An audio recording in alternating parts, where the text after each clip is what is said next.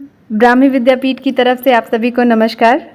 भारत में इलेक्शंस चल रहे हैं और आप सभी को पता है, आप में से बहुत सारे लोग तो वोटर्स भी होंगे। इलेक्शंस में आप लोगों ने वोट किया होगा। कनाडा में इलेक्शंस आने वाले हैं, अमेरिका में इलेक्शंस आने वाले हैं। कनाडा में इलेक्शंस आने वाले हैं और उसका इम्पैक्ट हमने देखा कि कैनेडियन प्राइम मिनिस्टर किस तरीके से भारत को लेकर के कमेंट कर रहे हैं। बहुत सारे इंडियंस को, 3 इंडियंस को निज्जर की किलिंग को लेकर के अरेस्ट किया है। सिख के साथ मिलकर के खालिस्तानी मूवमेंट को उनका सपोर्ट करना और तमाम तरीके से इंडिया को भला बुरा कहना, ये कैनेडियन प्राइम मिनिस्टर ने कुछ दिन पहले किया। अभी अमेरिका के जो पोटस हैं, president of United state of America, उन्होंने अपने भारत को जेनोफोबिक कहा है, इंडिया को जेनोफोबिक कहा है। इस डाटा के बावजूद कि उनका देश भारत में आना कितना पसंद करता है और उन्होंने हमें जेनोफोबिक कहा है। चलिए समझते हैं जेनोफोबिक होता क्या है। देखिए, एक स्पीच दे रहे थे बाइडेन सर और उन्होंने कई सारे देशों को एक साथ क्लब किया और कहा कि ये सारे देश जो हैं वो जेनोफोबिक हैं। उन्होंने कहा इंडिया, जापान, चाइना, रसिया, ये सभी जेनोफोबिक हैं।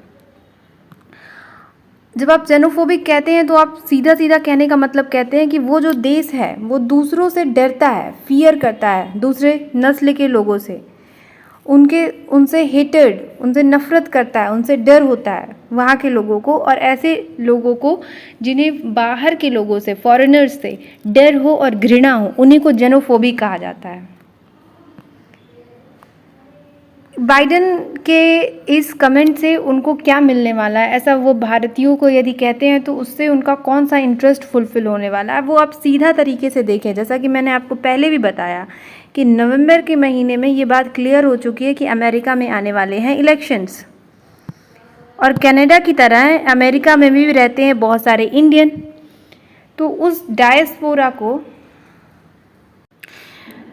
और इलेक्शंस में जो सबसे बड़ा मुद्दा इस वक्त अमेरिका में बन रहा है कि बहुत सारे अमेरिकन्स के दिमाग में ये बात आ रही है कि बाहर के लोग, ये जो जेनोफोबिक हमें कह रहे हैं ना, ये जेनोफोबिया उनके देश में खुद है। बहुत सारे अमेरिकन्स के दिमाग में ये बात है कि बहुत सारे बाहर के लोग आ करके अमेरिका में वो पैसा कमा रहे हैं जो पैसा अमेरिकन्स के लिए है, जो पैसा अमेरिकन्स के लिए। अभी आपने सुना होगा ट्रम्प क्या कहते हैं, ट्रम्प का कैंपेन होता है अमेरिका फॉर अमेरिकन्स।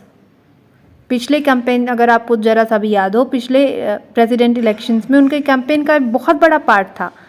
तो बाइडेन ट्रम्प के अपोजिट साइड से हैं, तो बाइडेन के पॉइंट को ट्रम्प सपोर्ट कर नहीं सकते, तो ट्रम्प को अगेंस्ट करने के लिए, ट्रम्प के पॉइंट को इनवैलिड करार देने के लिए बाइडेन ये बार बार अमेरिकन्स को समझा रहे हैं कि ये जो इमिग्रेंट्स आ रहे हैं अमेरिका में, इन्हें अमेरिका में आने दो, ये अमेरिकन इकॉनमी के लिए अच्छा ही है।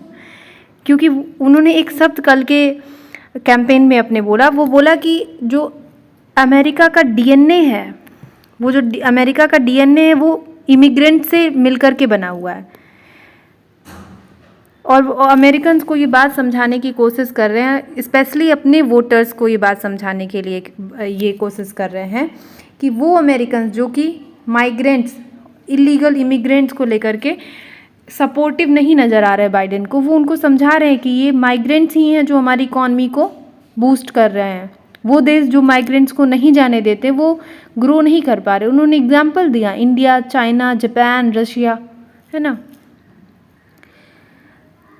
बहुत सारे ऐसे डाटा हैं हमारे पास जो ये हमेशा शो करते हैं, प्रूफ करते हैं इस बात को कि हम जेनोफोबिक तो नहीं हैं, स्पेशली अमेरिकन्स को लेकर के, क्योंकि एक अमेरिकन राष्ट्रपति इस बयान को दे रहे हैं। पर वैसे भी यदि हम देखें तो हम जेनोफोबिक तो बिल्कुल नहीं हैं। इंडिया जितनी ओपन, डाइवर्स, वेलकमिंग सोसाइटी आपको दुनिया में नहीं देखने को मिलेगी। आज नहीं, आदि की मैं बात बता रही हूँ। पुराने समय से हम बहुत ही ओपन रहे हैं, ओपन माइंडेड रहे हैं, वेलकमिंग रहे हैं हर चीज़ के लिए, economically, tourism wise, cultural wise, religion wise. बहुत सारे धर्म आपको यहाँ पे मिल जाएंगे, बहुत सारे रेस के रहने वाले लोग मिल जाएंगे। लिंग्विस्टिक अप्रोच से अगर आप देखें तो भी हम बहुत ही ओपन सोसाइटी है। हमें जेनोफोबिक करना और इस बात को जस्टिफाई करना दोनों बड़ी मुश्किल बात होगी, क्योंकि इंडिया किसी तरीके से जेनोफोबिक नहीं है। अगर आप डाटा को देखें तो Americans are on the top to coming India as a tourist. 22% आप देखें तो 22% टूरिस्ट जो हैं भारत में वो अमेरिका से आ रहे हैं। यदि 100 टूरिस्ट भारत में आते हैं तो 100 में से 20 टूरिस्ट जो हैं वो अमेरिका से आ रहे हैं। अगर हम जेनोफोबिक होते और अमेरिकन्स को ऐसा लगता तो फिर वो भारत क्यों आते।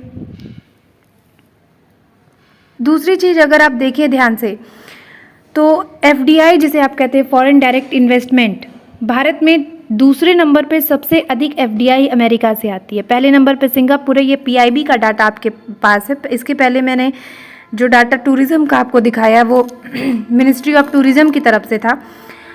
आप PIB के डाटा को देखेंगे तो वो साफ साफ बता रहे हैं कि जो भारत में FDI है, सबसे ज़्यादा FDI जो है वो सिंगापुर की तरफ से आता है और दूसरे नंबर पे 18% FDI USA की तरफ से आता है।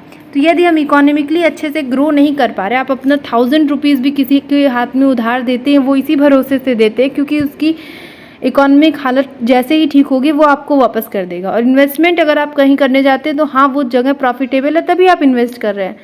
तो दूसरे नंबर पे 18% तक की FDI अमेरिका की तरफ से भारत को आ रही है और हम इकोनॉमिकली अच्छे नहीं होते, हम ग्रो नहीं कर रहे होते, तो अमेरिकन्स हमारे देश में इन्वेस्ट क्यों करते। तो जेनोफोबिक कहना और इन चीज़ों को जस्टिफाई कर पाना ये बाइडेन के लिए थोड़ा सा आसान काम नहीं होगा। आप बाकी देश को किस कॉन्टेक्स्ट में कह रहे हैं हाँ वो मुझे नहीं पता, उसके कॉन्टेक्स्ट में अगर हम डिस्कशन करें तो एक लंबा डिस्कशन हो सकता है, लेकिन इंडिया को ऐसा कह पाना ये बहुत ही बिल्कुल भी एक है कि आप इस टॉपिक को जस्टिफाई नहीं कर सकते। जब बाइडेन कहते हैं कि ये देश जेनोफोबिक है तो उसका मतलब क्या है। वो कहते हैं कि यदि वो देश जेनोफोबिक है तो वो देश जो है वो रिलेक्टेंट है, बहुत ही रुका हुआ है, वो उसकी इकोनॉमिक ग्रोथ इसलिए नहीं हो रही है कि वो माइग्रेंट्स को अपने देश में बुलाता, डिफरेंट जगह के लोग माइग्रेंट वहाँ आते तो डिफरेंट तरीके की एक सोसाइटी बनती, वहाँ पे डेवलपमेंट होता है, टेक्नोलॉजिकल डेवलपमेंट, इकोनॉमिकल डेवलपमेंट होता है। तो वो जो लोग हैं, लोगों से वो डर रहा है वो देश और इस वजह से वो देश का डेवलपमेंट नहीं हो रहा है। जैसे ही बाइडेन का ये कमेंट आया, भारत ने ऑफिशियली इस चीज़ को रिस्पॉन्स किया और हमारे फॉरेन मिनिस्टर एस जयशंकर साहब ने कहा कि we are always open and welcoming society. यहाँ पे आप देख सकते हैं कि हमारे फॉरेन मिनिस्टर ने इस चीज़ को रिस्पॉन्स करते हुए बोला कि Joe Biden xenophobic remark that India always open and welcoming, ये तो एक ऑफिशियल रिमार्क है, लेकिन हम अनऑफिशियली भी इन्हें एज ए अपने देश के सिटीजन के तौर पे अगर हम अनऑफिशियली उन्हें ये बात बताना चाहें कि हम जेनोफोबिक हैं तो नहीं, लेकिन अगर आप हमारी हिस्ट्री देखें और अगर हमारी हिस्ट्री के चलते यदि हम जेनोफोबिक होते तो इसमें कोई बड़ी बात नहीं होती।